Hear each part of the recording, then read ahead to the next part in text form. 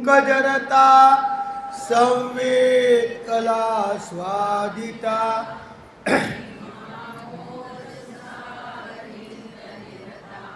स्वानंद आह्लादिता ब्रह्मादि फलोग पुष्पजनिता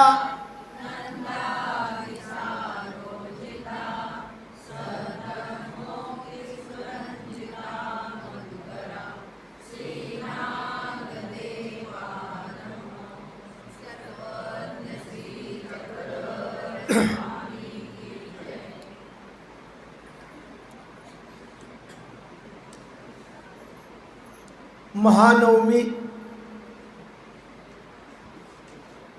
याचा आदला दिवस अष्टमी.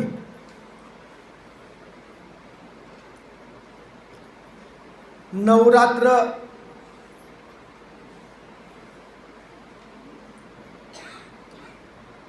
सुरू होऊन 8 दिवस होऊन गेले. आज 8वा दिवस. मागच्या रविवारी आपण मूर्ती ज्ञान सुरू केलं होतं. आज पण रविवारच आहे, अंतिम दिवस. स्वामी चक्ररांच्या अवयवाचं आपण आपल्या हृदयात स्मरण करीत असताना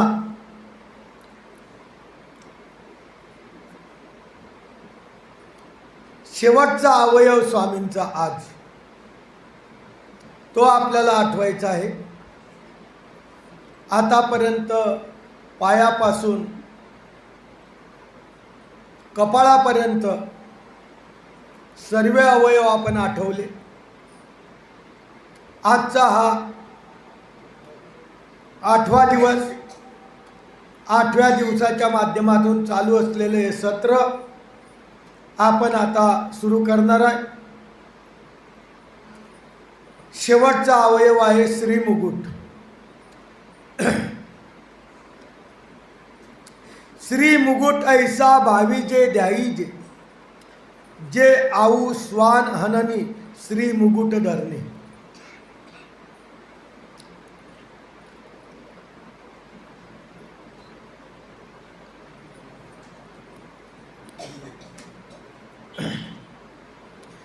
श्री मुकुटाचं ध्यान, त्याच्या ठिकाणी भावना आपल्याला आठवायची आहे. तर एक चरित्र त्यांनी प्रमाण दिलं. आऊसा स्वान हन्नी, खळकुलीचं चरित्र आहे.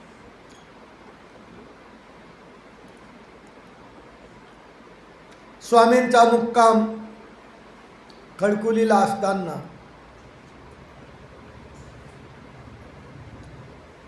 स्वामी गावाच्या बाहेर वास करत असताना स्वामींजवळ जो परिवार होता त्या परिवाराचं संरक्षण व्हावं, त्या परिवारावर आपत्ती येऊ नये म्हणून दिवसा प्रत्यक्ष परिवार हजर राहायचा, एकमेकाकडे लक्ष असायचं. पण रात्री कोणी लक्ष द्यायचं म्हणून प्रत्येकाचे नंबर लागले होते. स्वामींचं परिवाराचं, स्वामींचं रक्षण करण्याची औसावर एका दिवशी आली. गावातले लोक नाठाळ असतात.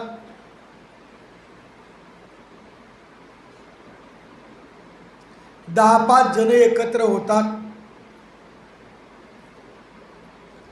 आणि विचार करतात की आपण यांना रात्री त्रास देऊ.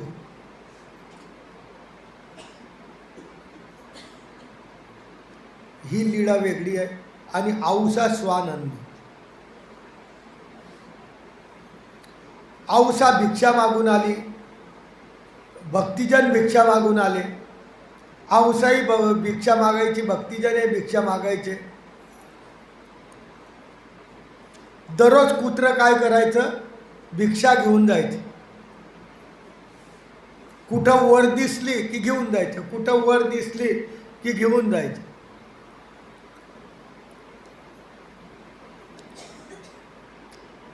एकदा औसाच्या भिक्षा मागितल्यानंतर ते कुत्रं आलं, ते उचलायला लागलं. औसा म्हणते दररोज माजला तो, उठला की कोणाची याची झोळी, त्याची झोळी, त्याची झोळी, असंच काम करतो. शेवटी औसाला राग आला, काडी घेतली एक आणि श्वानाच्या डोक्यात मारली. ते जोरात ओरडलं. ते जसं ओरडलं तसं स्वामींनी डोक्याला हात लावला. हिनं पाहिलं, स्वामींना म्हणते, जिजी मी त्या कुत्र्याला मारलं, तुम्ही डोकं धरलं, कस काय? आपण काही व्यापका होईजेल, तुम्ही सर्वीकडे व्यापक आहे का? स्वामी म्हणतात मुनके हलवून, कारण परमेश्वराचं स्वरूप सर्वीकडे व्यापक आहे. आणि मग औसा म्हणते, जिजी काय करावं, दररोज याची झोळी, त्याची झोळी, त्याची झोळी घेऊन जातो. स्वामी म्हणतात, बाई आपले राखीजे, आपल्या वस्तूचा सांभाळ आपण व्यवस्थित करावा, पण ते न हानीचे.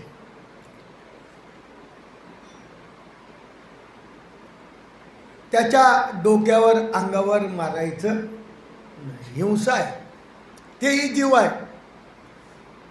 आणि बाई तुम्ही त्याला मारलं, त्याच्या काय घरी माय बहिणी आहे, त्यांना भाकरी करून देतील, कोण आहे त्यांना? म्हणून आपण आपलं रक्षण करायचं, पण कुत्र्याला मारायचं नाही. या चरित्राच्या माध्यमातून स्वामींनी आदर्श दिला की मुक्या प्राण्याला आपल्याकडून कोणताही त्रास व्हायला नको. स्वामींनी सांगितलं, तुमची नि मुंगी रान न व्हावी, मुंगीला दुःखीस्त होऊ देऊ नका. हे तर श्वान आहे, याला मारू नका, परंतु बाहेर आल्यानंतर खाऊ पण घालू नका. आपलं राखू दे, आपल्या आपल्या वस्तू सांभाळा. त्याला तो जिकडे ते जाईल तिकडे लोक देतील, पण आपण कदाचित त्याला म्हणू की कुत्र्याला, मांजराला, डुकराला आणि प्राण्यांना खाऊ घातलं तर आपल्याला त्याने करून काय होते, अशा प्रकारची अयोग्यता निष्पन्न होते. कदाचित कुत्रं पाळलेलं आहे, मग प्रश्न येईल. कुत्रंच पाळलेलं आहे, मग प्रश्न येईल ना, मग काय करायचं, हा मोठा प्रश्न आहे. लक्षात ठेवा, तो कुत्रा तुम्ही पाळलेला आहे, त्याच्याकडून तुम्ही संरक्षणाचं काम करून घेत आहे. आता संरक्षणाचं काम करत असताना तो तुमच्या घराचं संरक्षण करतो आहे, त्याला काही पगार तुम्ही महिन्याला दे. म्हणून त्या दृष्टपर हेतूनी त्याला सांभाळून त्याचा मोबदला द्या म्हणून दिला तर काही हरकत नाही. परंतु असं कोणतंही कुत्रा आलं ना आपण त्याला खारू घालायचं, पण आपण त्याला मारायचं सुद्धा नाही. हा आदर्श देवानी सांगितला. आणि डोकं स्वामींचं श्रीमुकुट आठवायला सांगितलं की स्वामींनी श्रीमुकुटाला हात लावला म्हणजे एका श्वानाला औसाने मारलं, स्वामींनी श्रीमुकुटाला हात लावला. आपण आतापर्यंत कितीतरी प्राण्यांना मारून मोकळे झाले. परमेश्वर किती वेळा दुःखी झाले असतील आपल्यावर, किती वेळा श्रीमुकुटाला हात लावला असेल. आता तुम्ही शेतात जात नाही, तुम्ही सर्व रिटायरमेंट आहे, पण जे शेतात जातात ते काय करतात, काही निंदायची पाळी आली, निंदता निंदता त्या आतमध्ये जर बायचान्स विंचू आला तर पायातली चप्पल घेताना मोक्षदायकम, काही गरज नाही हो, त्याला जाऊ द्या ना, नाही तर त्याला धरान कुठंतरी बाहेर सोडून द्या. सर्प घरात निघाला, सर्पमित्र आहे, त्यांना फोन करा, तो मारत नाही, तो काय करतो, धरून बाहेर घेऊन. म्हणजे अहिंसा तत्व स्वामींनी या चरित्राच्या माध्यमातून आपल्याला सांगितलं. जर तुम्ही हिंसा करून जर कोणाचं मन दुखवलं तर परमेश्वराचं स्वरूपसुद्धा दुखवलं जातं, असं मस्तकाच्या माध्यमातून आपल्याला आठवायचं आहे. आणि स्वामींना विनंती करायची आहे की औसा उपलक्षणे जो अविधी घडला तो अविधी आमच्याकडून घडायला नको. पुढे श्री मुकुटे टोपरे ओळगवती. एकांकात स्वामी असताना कधीच स्वामींनी टोपी घातली नाही. सालबर्डीपासून विंधी गोंदवाडा नांदेड तिकडं जाईपर्यंत स्वामींनी टोपी घातलेली नाही. पण जेव्हा स्वामींचा मुक्काम मेहकरला आलं, पहिल्यांदा स्वामींना टोपरं कोणी घातलं तर मेहकरला आल्यानंतर जी बोनेबाई होती, त्या बाईंनी स्वामींना टोपरं ओळगवलं की बाबा थंडीचे दिवस आहे, अशा माध्यमातून टोपरं ओळगवलं. ते टोपरं आपण आठवायचं आहे. त्यानंतर अनेक प्रकारचे टोपरे स्वामींनी चरित्राच्या माध्यमातून जरतारी घातले, भरदारी घातले आणि गरम जे काही घातले असतील ते आठवा. पण पहिलं टोपरं बोनेबाईंनी स्वामी चक्रांना डोक्यामध्ये ओळगवलं. असं स्वामींना ओळखल्यानंतर स्वामींनी ची प्रसन्नता बोनेबाईवर आली. आपल्यालाही असं स्वामींना टोपरं ओळगवायचं योग परमेश्वर आणो, अशी परमेश्वराच्या चरणी प्रार्थना करायची. टोपी मात्र घालायची नाही दुसऱ्याला, स्वतः घातली तर काय हरकत नाही, दुसऱ्याला टोपी घालतो आपण, समजलं ना. दुसऱ्याला लुटतो तेव्हा काय म्हणतात, टोपी घातली त्याने, असं उद्योग करायचा नाही. पुढे साधा निंब माधुर्य कृत प्रसाददान.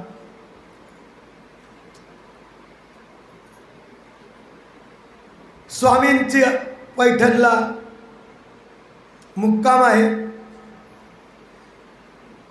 साधा स्वामींजवळ बसलेली आहे. स्वामींजवळ बसलेली असताना बाहेर गेली. कोणीतरी भावई, कोणता सण होता त्यावेळेस लिंब राहतो, लिंबचे जे गुढीपाडव्याला उपलक्षणे असे लिंबाचे कवळे कवळे पानं येतात, त्याला काही फुलोर येतात, त्याला काही लिंबोळ्या येतात गुढीपाडव्याच्या वेळेस. आणि ती कोणीतरी आणले, स्वामींच्या डोक्याला काय केले, बांध. स्वामींनी बी काय केलं, डोक्यालाच ठेवले. स्वामी झोपले हो, झोपेतून उठले तरी बी स्वामींच्या डोक्यालाच. आपण काय आठवतोय, स्वामींचं मस्तक आठवतो. तेव्हा साधा आली, जीजी हे काय केलं. स्वामी म्हणतात ते भावईच्या दिवशी केलेलं आहे. असं का. मग त्याच्यातले एक पान स्वामींनी तोडलं, साधेला दिलं. आता लिंबाचं पान प्रत्येकाला अनुभव आहे, कळूच असतं. दिलं, चावलं, पहिलं पान चावताच काय लागलं, कळू लागलं. थुकून टाकलं, लिंबाचं पान थू थू करून थुकून टाकलं. स्वामींनी दुसरं पान अवलोकन केलं, घेतलं आणि त्याला पाहिलं. त्या कृपादृष्टीच्या माध्यमातून ते पान म्हणण्यापेक्षा पूर्ण डोक्यावरचा जो लावलेला शृंगार होता डोक्याचा, तो सर्व काय याला गोड करून टाकला. साधे हो घ्या, जी कडू आहे, खाऊन तर पहा. नाही नाही कडू आहे. अहो खाऊन तर पहा. आतापर्यंत लिंबाचं पान कडूच्या शिवाय दुसरं काही लागलेलं नाही. आणि तिने ते पान खाल्लं तर साखरपेक्षा सुद्धा गोड लागलं. मग एका पानावर भागन का? दुसरं, तिसरं, चौथं. स्वामी म्हणतात साधे हो, तुम्ही एकटेच खाता, दुसऱ्याला द्या. म्हणजे स्वामींच्या त्या श्रीमुकुटावर असलेल्या ह्या लिंबाचे पानं होते, त्याला परमेश्वराने कृपादृष्टीने माधुर्य केलं.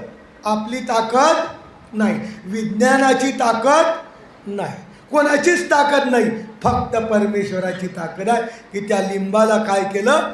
गोड करून टाकलं. अशा प्रकारची ही लीळा स्वामींनी या ठिकाणी घडलेली आहे. ते आठवत असताना साधेला आठवायचं आहे, गावाचं नाव आठवायचं आहे, परिवार साधा वगैरे भक्तिजन आठवायचे आहे.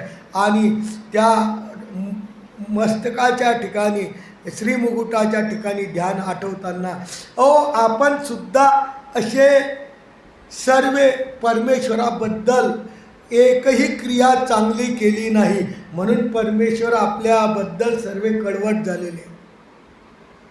आपली एकही क्रिया परमेश्वरापर्यंत चांगली पोहोचली नाही, त्यामुळं परमेश्वर आपल्याबद्दल काय आहे? त्या लिंबाच्या पानाप्रमाणे. पण परमेश्वरा लिंबाचं पान तुम्ही गोड करू शकता.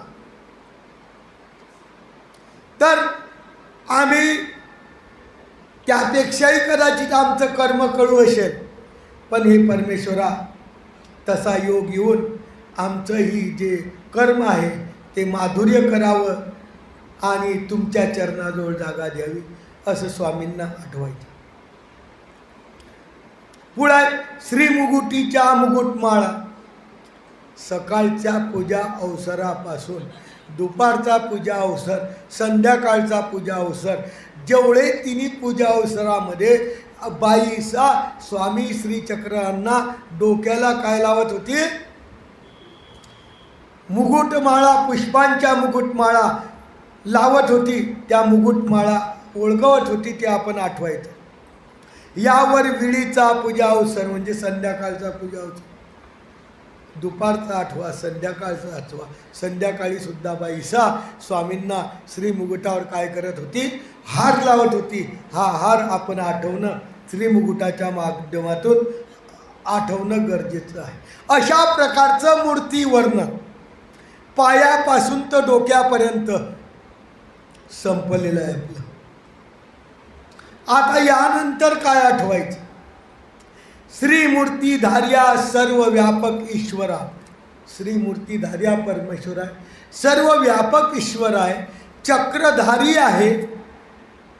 चक्रधरा राया त्यांचं नाव आहे.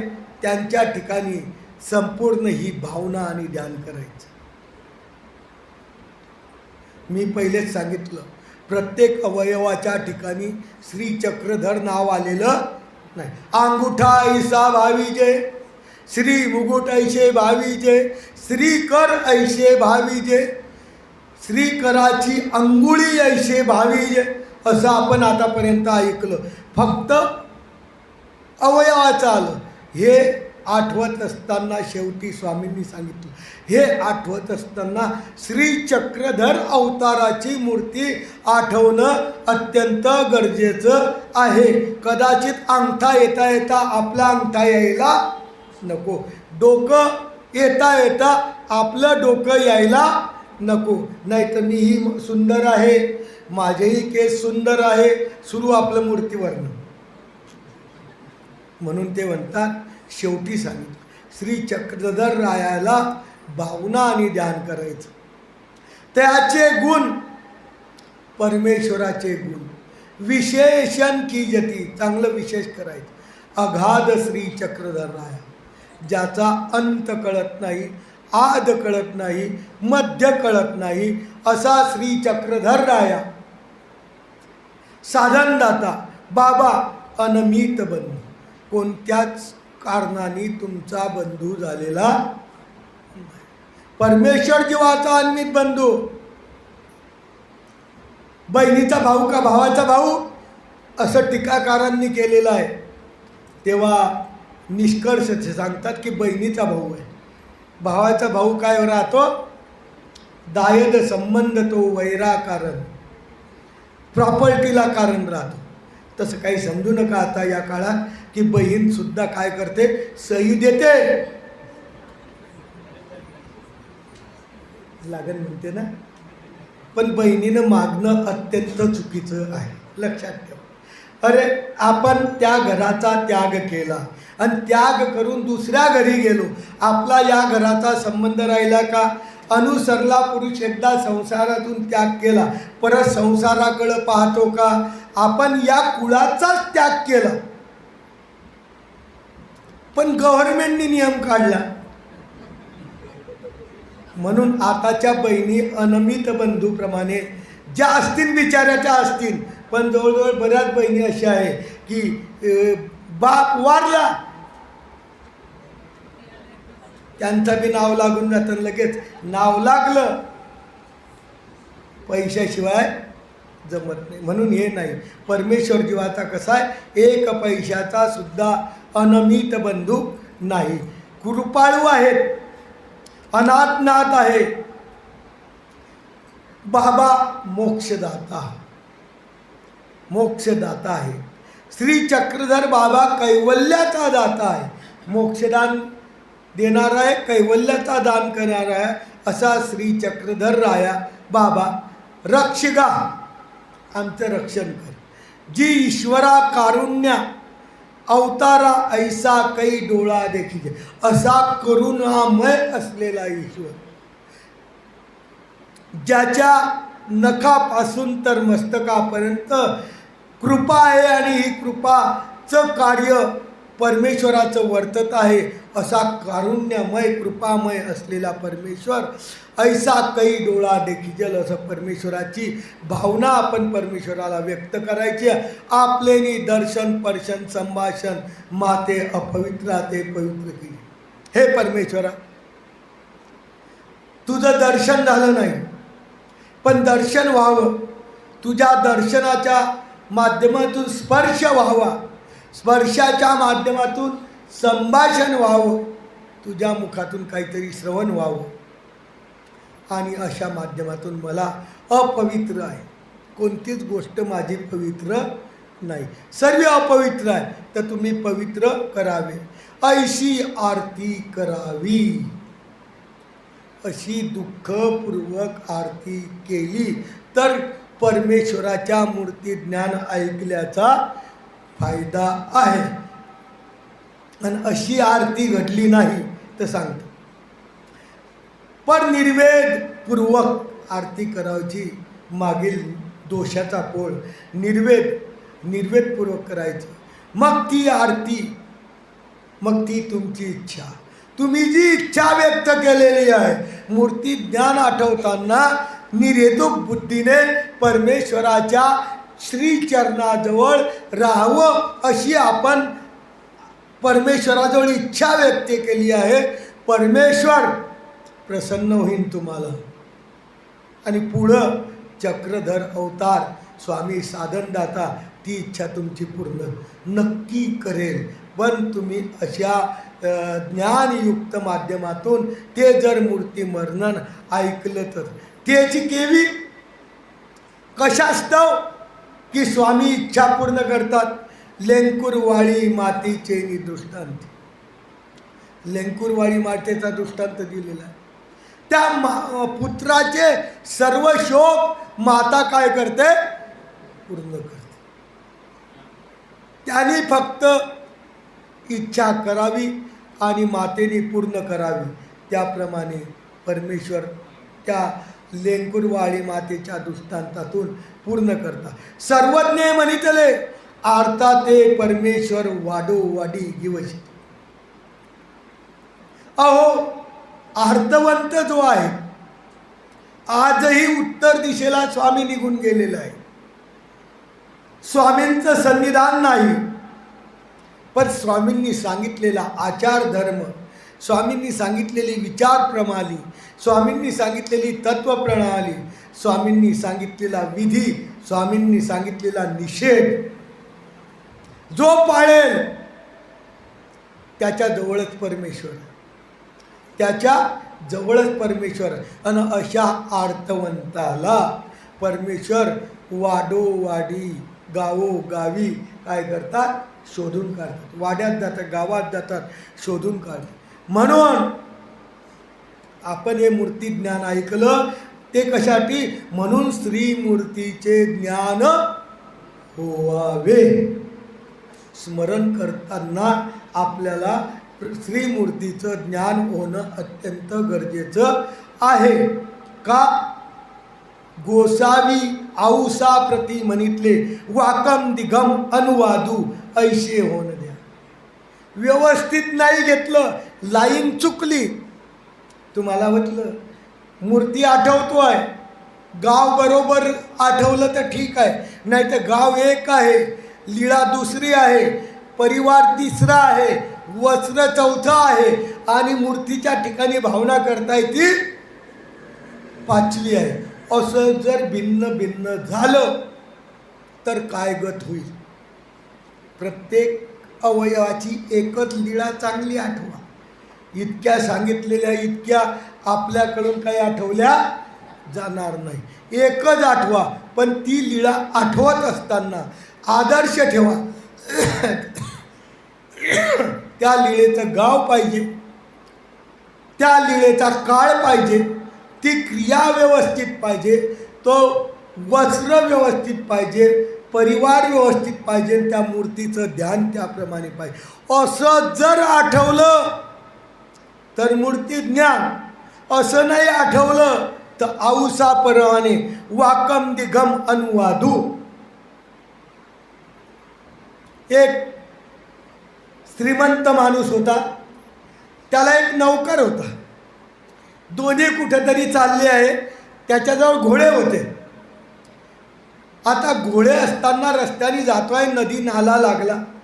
तो काय म्हणतो, तू हे घोडे धर, मी शौचविधीला काय करतो, जाऊन येतो. काय सुंदर उदाहरण दिलं. तो शौचविधीला गेला. आता हे अज्ञान, यांना घोडं बी समजत नाही, ऊट बी समजत नाही. अशा अज्ञान प्रकारचे त्यांच्या हातात घोड्याचा लगाम दिला.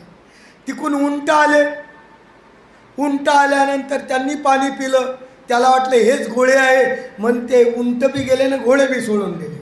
हातामध्ये काय राहिलं, लगाम राहिला. लगाम. तो मालक आला. अरे काय झालं, तेव्हा त्यांनी सांगितलं. त्याला काय म्हणतात हे बी सांगता येईल. ओ ते दिघम तिकडं गेले ना, त्यांना सांगा की वाकम इकडं पाठवून दे. हे कशाकरता सांगितली लीळा, आपण लीळा आठवत असताना किती व्यवस्थित आठवतो आहे हे जर आठवली नाही तर तुमची औसासारखं वाकम दिघम झाल्याशिवाय राहणार नाही. मूर्ती ज्ञान जितकं सोपं आहे तितकं कठीणही आहे. आमच्या परीनं जे येईल ते आम्ही तुमच्यापर्यंत सांगण्याचा प्रयत्न केलेला आहे, पण आठवणं कोणाचं काम आहे. असं करा बाबा, नाही तर वाकम दिगम झाले की तुमचे बी घोडे जातील आणि सांगणाराचे बी घोडे जातील. असं काही करू नका. म्हणून एकच लीळा आठवा, एका अवयवाची एकच लीळा पाठ करून टाकावाला. दररोज ती आठवली तरी काय हरकत नाही, पण एका अवयवाची एकच लीळा सुंदर आठवा. नाहीतर ते जर घडलं नाही तर वाकम दिगम आपल्याला झाल्याशिवाय राहणार नाही. ऐशे होऊन द्यावे, असं होऊ द्यायचं नाही, असं त्यांनी आपल्याला सांगितलं. नामाचं ज्ञान व्हावं. मूर्ती आठवताना कोणत्या अवताराची मूर्ती आहे, मूर्तीचा पाय आठवला, पण कोणती मूर्ती आहे, घरातली आहे का शेजारची आहे का बाजारात दिसली होती ती आहे, ती मूर्ती नाही पाहिजे. म्हणून ते म्हणतात की नाम पाहिजे. त्या मूर्तीसोबत नाम असणं गरजेचं आहे की स्वामी चक्रहांचीच मूर्ती आहे, म्हणून नामाचे ज्ञान व्हावे. त्या मूर्तीसोबत हे लीळा कोणत्या अवताराची आहे, त्या लीळेचं नाम काय आहे, त्या अवताराचं ते असणं गरजेचं आहे. का नामाचे ज्ञान व्हावे. कापा जे अमर तपोधन देवता अज्ञान ऐशे होन द्या. दुसरं उदाहरण दिलं. अमरदक तपोधन औसाचं आहे. स्वामी पैठणला असताना ढोरेश्वराच्या मंदिरात गेले. आता ढोरेश्वराचं मंदिर होतं. औसा विचारते, त्या लिंगाचं नाव ढोरेश्वर आहे का नंदीचं नाव ढोरेश्वर आहे? आता महादेवाच्या मंदिरात गेल्यानंतर तिला लिंगही दिसला आणि नंदीही दिसला. आता स्वामी सांगतात आहे ढोरेश्वर हे लिंगाचं नाव आहे, पण ती काय समजली की हे याचं नाव आहे का याचं नाव आहे. तेव्हा स्वामी चक्रधानी सांगितलं, आऊ तुम्हाला अमरदक तपोधनाच्या परी गोट झाली.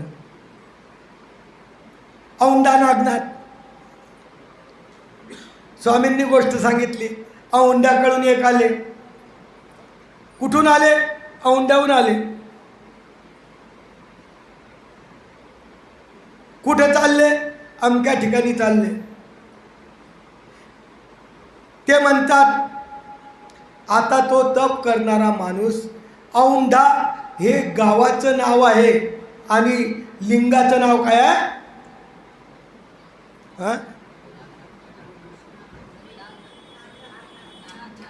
नागनाथ. नागनाथ लिंगाचं नाव आहे. तो विचारतो औंढा ही लिंगाचं नाव आहे का नागनाथ हे लिंगाचं नाव आहे की गावाचं नाव आहे? संभ्रम पडला. जो आयुष्यभर त्या देवतेची भक्ती करतो त्याला संभ्रम पडला की काय आहे नेमकं, औंढा हे गावाचं नाव आहे की नागनाथ हे गावाचं नाव आहे. तेव्हा ते म्हणतात इतक्या दिवस तुम्ही भक्ती केली पण तुम्हाला कशासोबत काय खावं हे कळालं नाही. मूर्ती आठवतो आहे, स्वामींची मूर्ती आठवताना ही चक्रधराची लीळा आहे का गोविंद प्रभू भावाची लीळा आहे, हे तळपायाची आहे का डोक्याची आहे हेच जर कळालं नाही तर आपल्याला अमरदक तपोधनाची पड झाल्याशिवाय राहणार. म्हणून तुम्हाला सांगितलं मूर्ती ज्ञान आठवताना प्रत्येक लीळा आपल्या डोक्यात बसेल असं काही सर्व हुशार नाही, पण प्रत्येक अवयाची एक एकच लीळा तुम्ही आपल्या अंतःकरणात व्यवस्थितरित्या आठवा आणि आठवून त्याचं नामस्मरण करा. निश्चितपणे आपल्याला प्रसन्न झाला परमेश्वर जो आहे तो प्रसन्न होईल. म्हणून त्यांनी म्हणतात की असं देवतेचं अज्ञान, ज्या देवतेची भक्ती करतो तेच कळाली नाही. औंढा गावाचं नाव आहे, नागनाथ लिंगाचं नाव आहे. औंढा नागनाथी वस्ती अशा प्रकारचं लीळा आहे, परंतु माहीतच नाही. म्हणून मानवा पंथामध्ये प्रतिती पंथ म्हटला जातो आणि प्रतिती पंथाचं हे एक वाक्य आहे की आपण ज्या गावाला जातो त्या गावाला जाण्याचं ठिकाण, ते गाव कोण्या दिशेला आहे, ज्या बसमध्ये बसलो त्या बसची पाटी हे पाहून त्या बसमध्ये बसणं गरजेचं आहे. मानवा पंथाचा उपदेश घेत असताना प्रतिती पंथ पहिले तो पंथ उपदेश घेतो आहे, पण उपदेश घेतल्यानंतर त्याचा मार्ग काय आहे, त्या मार्गाने जात असताना आपल्याला कोणत्या प्रकारचं नियम, कोणत्या प्रकारच्या अटी पाळावं लागतील आणि पाळल्यानंतर आपल्याला तिथं राहून कोणाचं ध्यान करावं लागेल असं असणं गरजेचं आहे. असं या लीळेतून सांगितलं की अज्ञानता नसावी. उपदेश घेतला, कोणाचा घेतला? खूप मोठे बाबा होते, पण नाव कोण विचारतं? कधी घेतला? आरती चालू होती. काय सांगितलं? आरतीत काही कळालं नाही. कळालं नाही. मग भेटले का त्या गुरुजीने माझी आतापर्यंत? पण गुरु फार मोठा होता. अमरदक तपोधनाची पर्व, काही फायदा नाही. असं करून फायदा नाही. ज्या गुरुंनी आपल्याला वारंवार मार्गदर्शन झालं पाहिजे, ज्याची आपली भेट झाली पाहिजे, ज्याने आपला धर्म पाहिला पाहिजे, असा जर असला तर अमरदक तपोधनाची पर होणार नाही. अशी लीळेचं ज्ञान आणि देवता अज्ञान असं होऊ द्यायचं नाही. लीळेचं ज्ञान व्हायला पाहिजे. आचार की विचारपर, ही लीळा आचारपर आहे का विचारपर आहे असं जाणून घ्यायचं. कापा चक्रवादे अनुवादू. व्यवस्थित जर तुम्ही ज्ञानपूर्वक नाही केलं, चक्रवाके अनुवादू. खूप सुंदर गोष्टी सांगून दिल्या शेवटी. एका गुरुला 2 शिष्य होते. फिरायला गेले. फिरायला गेल्यानंतर एक डुक्कर दिसलं. डुक्कर दिसल्यानंतर दोन्ही आपसात भिडले. तो म्हणतो हा काय कोणता प्राणी आहे रे? तो म्हणतो तुला कळत नाही, हा मुखक विग्रह. मूषक म्हणजे उंदीर, विग्रह म्हणजे मोठा, मोठ्या म्हातारा किंवा ओल्ड असा असलेला उंदीर. तो म्हणतो तुला कळत नाही, हे काय? हा गजक्षय, हत्तीचं पिल्लू आहे. मानवाव पंथात अशी दशा आहे. मानवाव पंथात काही लोक उपदेश घेतात, पण काय नाम कोणचं आहे 5वं काहीतरी आहे बुवा, पण ते पूर्ण काही आठवत काही फायदा नाही. या चक्रवाकासारखं झाला त्यांचा वाद. वाद विकोपाला गेला. जाऊ द्या आता आपल्या गुरुकडे जाऊ. त्याला बांधलं. तो प्राणी गुरुकडे घेऊन आले. गु म्हणजे अंधार, रू म्हणजे प्रकाश. अंधारातून प्रकाशाकडे नेणारा गुरु, याचा शब्दाचा अर्थ होतो. आता त्या गुरुकडे नेल्यानंतर गुरुला विचारलं की हा प्राणी आणलाय, आमच्यात वाद चालू आहे, हा असं म्हणतो, मी असं म्हणतो, तुम्हीच सांगा हा प्राणी कोणता आहे. गुरु म्हणतो इतक्या दिवस माझ्या जवळ राहिले, माझ्या सेवा केली. अरे मूर्खाय हो, तुम्हाला करत नाही प्राणी, हा चक्रवाक आहे म्हणे. सांगा तुम्ही. आतापर्यंत शिष्य तरी अनुसंगाने उत्तर देत होते. आतापर्यंत तरी शिष्य व्यवस्थित थोडं थोडं अनुमान लावून देत होते, पण गुरुनी त्याच्या पलीकडे नेलं. चक्रवाक म्हणजे पक्षी, डायरेक्ट पक्षी सांगून टाक. असे बी अज्ञानता. जर गुरुच अज्ञान तर शिष्य त्याच्यापेक्षा अज्ञान. म्हणून मानवा पंथामध्ये हे सांगितलेलं आहे की अशी अनुवादे गुरु शिष्या, अज्ञान ऐसे होन द्यावे, आचार विचार पडदावे, विचारून आचारावे, स्मरीजे ते गोसाव्याच्या लेखी लागे. असं गुरु शिष्य अज्ञान नाही पाहिजे. शिष्य अज्ञान, गुरु अज्ञान, दोनही एकत्र झाले की काय झालं? कामच खतम झालं. म्हणून असं स्वामींनी याच्यातून सांगितलं, ऐशे नेव द्यावे. मूर्ती ज्ञान ऐकताना अशीही अज्ञानता नसावी किंवा अशाही लीळा आपल्याला नसाव्या की त्यांनी सांगितलं ते खरंच आहे. काही काही गुरु लोक स्वार्थासाठी सांगत असतील, ते आपण खरं समजायचं नाही. तत्त्वज्ञानात काय सांगितलेलं आहे, स्वामींनी काय सांगितलेलं आहे, हे पाहणं अत्यंत गरजेचं आहे. असं स्वामींनी याच्यातून आदर्श दाखवला. आणि असं होऊ द्यायचं नाही. आचार विचार चतुर्विधा स्मरणाचं, नाम लीळा मूर्ती चेष्टा अशा स्मरणाचं आपल्याला व्यवस्थितरित्या काय पाहिजे? ज्ञान व्हावं. मग विचारोनी आचरित.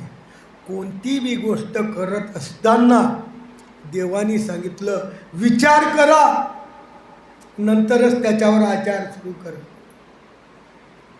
डायरेक्ट आचार करू नका. आचार करण्याच्या आधी विचाराची गरज आहे. प्रत्येक गोष्ट आपल्या अंतःकरणात विचारायची. जीव, देवता, प्रपंच, परमेश्वर, मानवा पंथाचे 4 पदार्थ आहेत. मग जीव कसा आहे, देवता कशा आहे, प्रपंच कसा आहे आणि परमेश्वर कसा आहे हे जाणणं अत्यंत गरजेचं आहे. हे आपल्याला समजणं अत्यंत गरजेचं आहे. त्याच्यावर विचार करणं अत्यंत गरजेचं आहे. आणि देवानी असंच का सांगितलं? देवानी सांगितलं की अन्य देवतेचा भक्ती करू नका, अन्य देवतेला हात जोडू नका, अन्य देवतेचा कोणताही उच्चिष्ट प्रसाद खाऊ नका. देवाचं सांगितलं. पण एखादा तुम्हाला प्रश्न विचारला तुम्ही काही खातच नाही आमचं, नाही आम्हाला चालत नाही.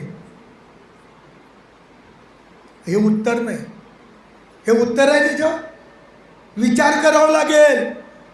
आपल्या गुरुनी जेव्हा उपदेश दिला तेव्हा असं का सांगितलं की हे खाऊ नका? जर कुडीलानी उत्तर दिलं, विचारला प्रश्न तर आपल्याला नाही आम्हाला खायला नाही सांगितलेलं, हे उत्तर नाही. विचार करा आणि विचारून आचारी दे.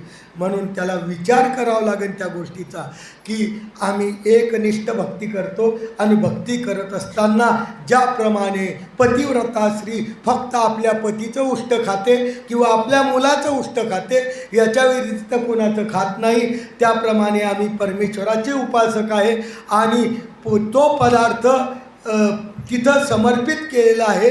देवतेने तो पदार्थ काय केलेला आहे, सेवन केलेला आहे आणि तो त्या प्रसाद दिलेला आहे आणि आम्ही त्या देवतेला मानतो परंतु पूजा करत नाही. मानतो देवता आहेत हे मानतो, देवतेच्या ठिकाणी घाण करू नये हे मानतो, देवतेच्या ठिकाणी जर ठिकाण असलं तर त्यापासून त्यांच्यावर आपली धूळ जाऊ नये इतकी आम्ही काळजी घेतो, फक्त पूजा करत नाही. जर आम्ही मानतो पूजा करत नाही, जर पूजाच करत नाही तर तो प्रसाद आम्हाला खाता येईल का हे सांगणं गरजेचं.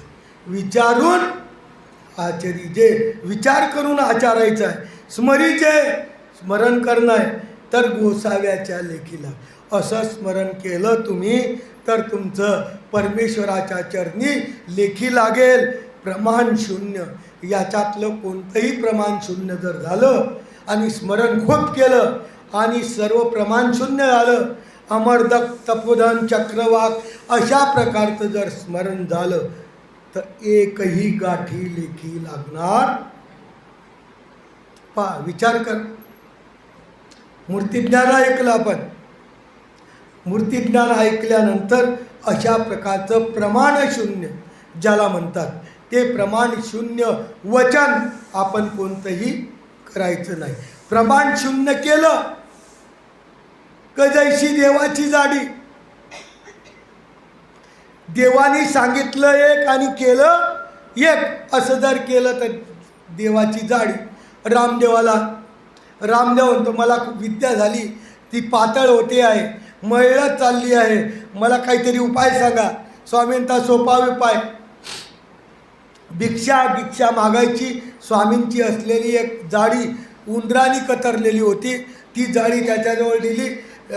दररोज भिक्षा मागायची, झाडाखाली बसायचं, एक प्रहरभर ती जाळी काय करायची, तुनायची, नदीच्या तीरी जेवण करायचं आणि ते 1 महिनाभर हा विधी करा, तुमची विद्या परत चालल्या जाईल आणि तुम्हाला जी असं वाटतं आहे की मैललेलं आहे ते पूर्णपणे चांगलं होईल.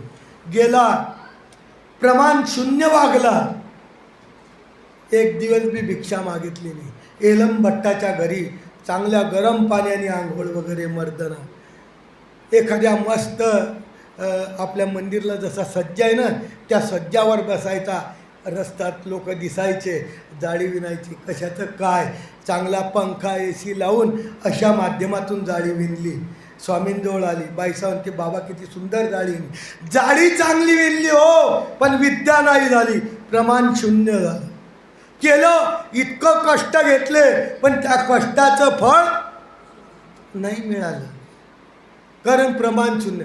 देवानी सांगितलं होतं का एलम भट्टाच्या घरी जा, दूध तूप खा आणि मग विना.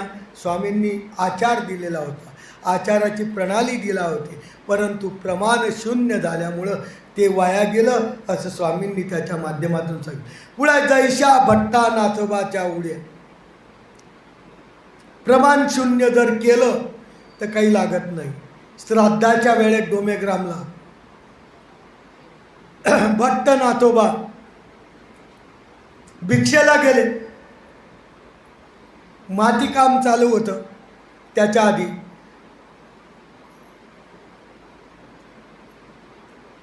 त्या डोमेग्रामचा जो भक्त आहे, काय नाव आहे त्याचं, रेनाई, आला. जिजीला स्वामींना आणतो, जिजी आमच्या घरी श्राद्ध आहे, पितृपक्ष नेमका संपलाय. जेवायला या भट्टाला नाथोबाला घेऊन जातो. स्वामी म्हणतात अहो ते कशाला येतील हो, ते येणार नाही. नाही तुम्ही सांगितलं तर येतील. नाही नाही मी नाही सांगत. नाही नाही नाही तुम्ही सांगा. नाही ते येतील तर घेऊन जावं. नाही काय सोडलं, ते येतील तर घेऊन जा. पाप प्रमाण शून्य. आपण कोणतीही गोष्ट केली की ती वाया जाते.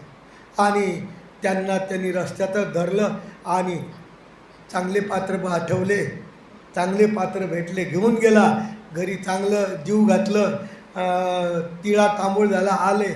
आऊसानी तुम्हाला माहीतच आहे, आऊसानी त्यांचे दरवाजे बंद केले, उन्हात उभं केलं, बराच वेळ झाल्यानंतर बाईसाला किवालीमध्ये बोलवलं, शिक्षा द्यायची ठरवलं. आणि स्वामींनी सांगितलं अहो तुम्ही श्राद्धाचं खातात. नाही तुम्ही सांगितलं. म्हणे मी सांगितलं, तुम्ही आले माझ्यापर्यंत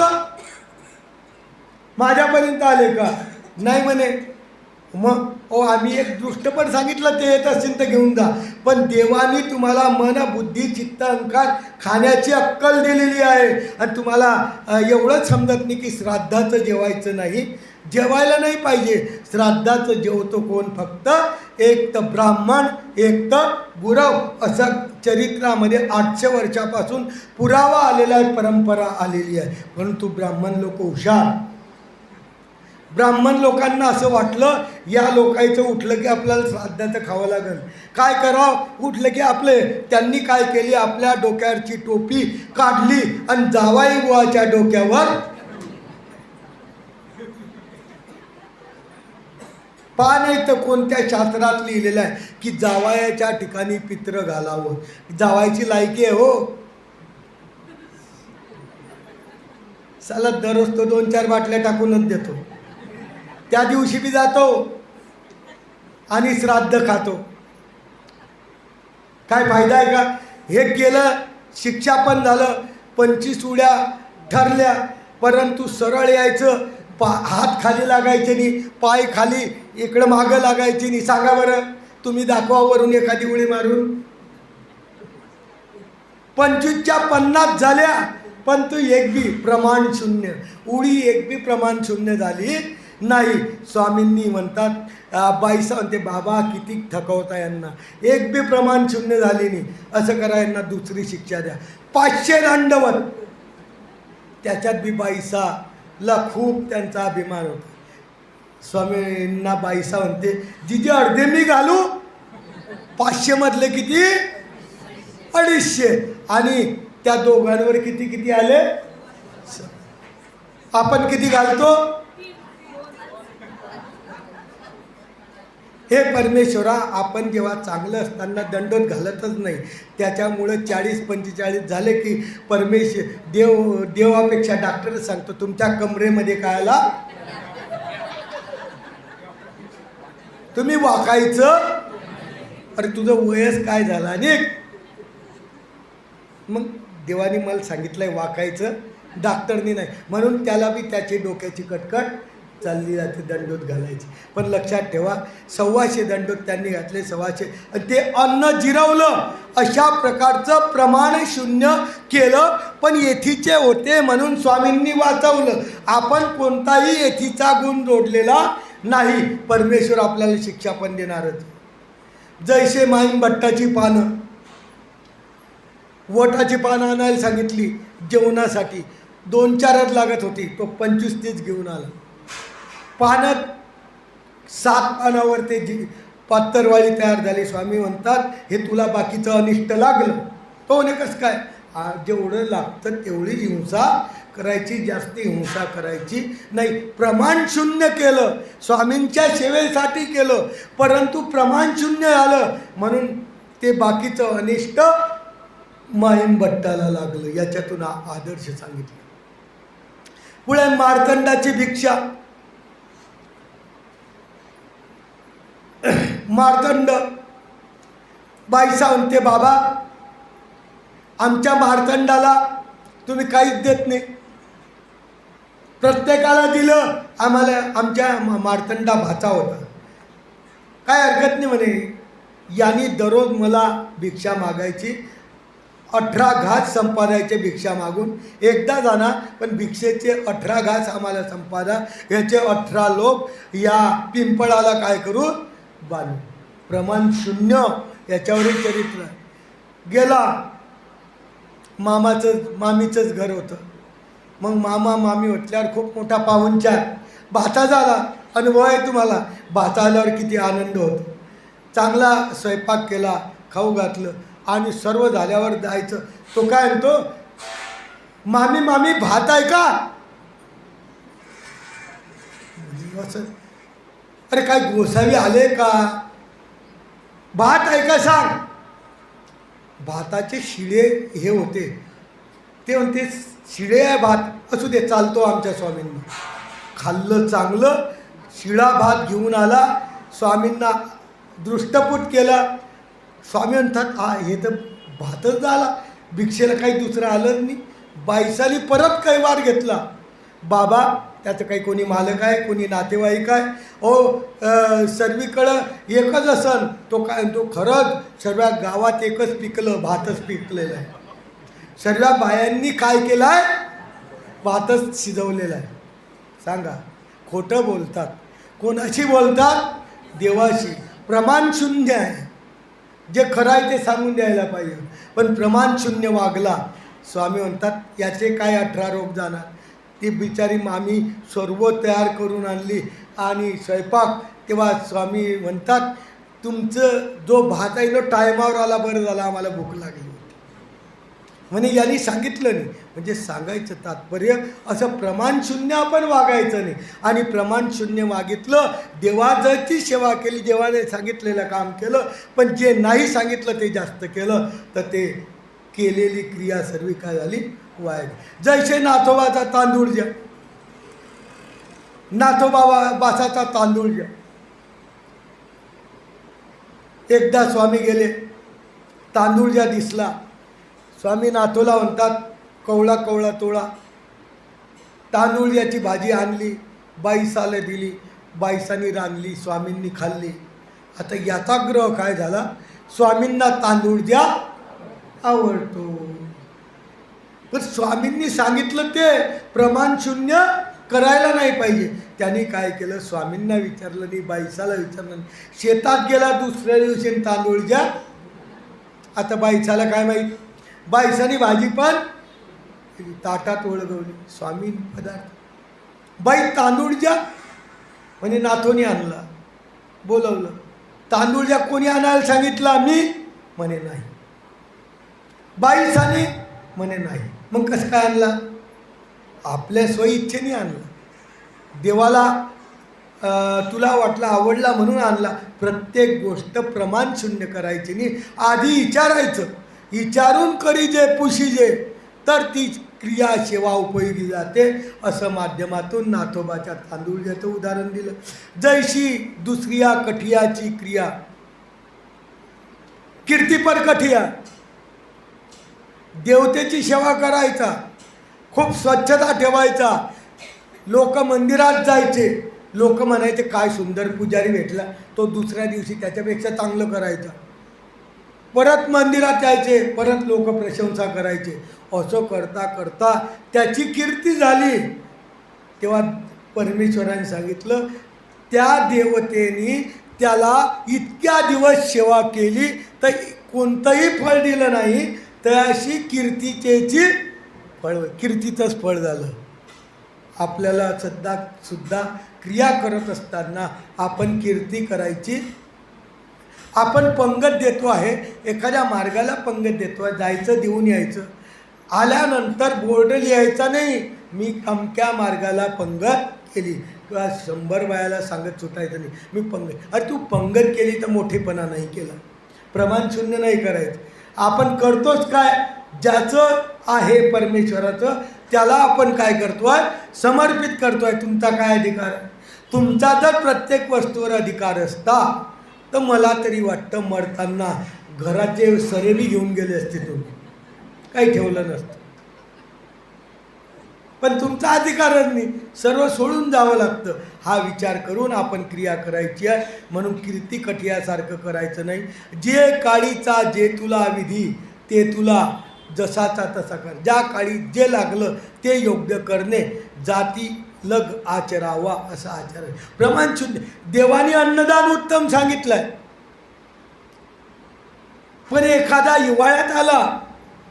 हिवाळ्यात आल्यानंतर त्याला थंडी वाजते आहे, त्याला गरम कपड्याची आवश्यकता आहे. तुम्ही सांगितलं बाबा भाकर खाऊन जाय, पण स्वेटर भेटणार, गरम कपडा भेटणार नाही, गोमटं लागणार नाही. जे काळी जो विधी यथोचित, ज्या काळी जसं असेल त्या काळी तसं करणं हा परमेश्वर शास्त्राचा नियम आहे. म्हणून ते म्हणतात की असं जर केलं तर ते गोसाव्याच्या लेखी लागे, तो विधी ते तुला जाती लग आचरावा, तो गोसाव्याच्या लेखी लागतो. कापा सर्वज्ञ म्हटले त्याचे उठणे बैसणे येतुलेही वाया. एकांकीचा पुरुष आहे, तो उठतो बसतो, जी हिंसा होते त्याचं सुद्धा त्याला स्मरणाची योग्यता लागते. अशा प्रकारचा प्रमाण युक्त वापरणारा तो पुरुष आहे. विचारोनी आचरी जे, कोणती बी गोष्ट आपल्याला नाही समजली, वैशालीबाईला विचारा, पण विचारा मनातून, आपल्या मनाने कोणतीही गोष्ट करू नका. जर केली प्रमाण शून्य झालं तर त्याचं गोमटं लागणार नाही, वरून काय लागेल, अनिष्ट लागेल. आणि एवढा पैसा खर्चून जर अनिष्ट लागलं तर काही फायदा आहे का? म्हणून ते म्हणतात की जे विचारून आचरिजे स्मरीजे एवं मूर्ती ज्ञान संपूर्ण. अशा प्रकारचं मूर्ती ज्ञान माझ्या परीनं एक तुमच्या समोर पुत्राचे बोल जसे बोबडे असतात. मी खार विद्वान नाही, मला काही येत नाही, मी काही या लायकीचा नाही, मूर्ती ज्ञानाच्या तर अजिबात लायकीचा नाही, पण परमेश्वराला काहीतरी वधून घ्यायचं होतं, तुमच्यापर्यंत पोचवायचं होतं, म्हणून ते पोचलं. याच्यामध्ये जे दोषरूप असेल ते आपण सोडून द्यायचं, गुणरूप तुम्ही घ्या. कारण जीव चुकीचा पुतळा आहे. अनेक प्रकारच्या चुका आमच्याकडूनही झाल्या असतील, बोलता बोलता कोणाचं मन दुखलं असेल, बोलता बोलता अनेक प्रकारच्या अविधी घडला असेल, त्या सर्वांचं परमेश्वराला स्मरून माफी मागतो. आणि परमेश्वर तुमच्या सर्वांच्या प्रसन्नतेने परमेश्वर मला माफ करतील अशी आशा बाळगून माझे 2 शब्द संपतो. धन्यवाद.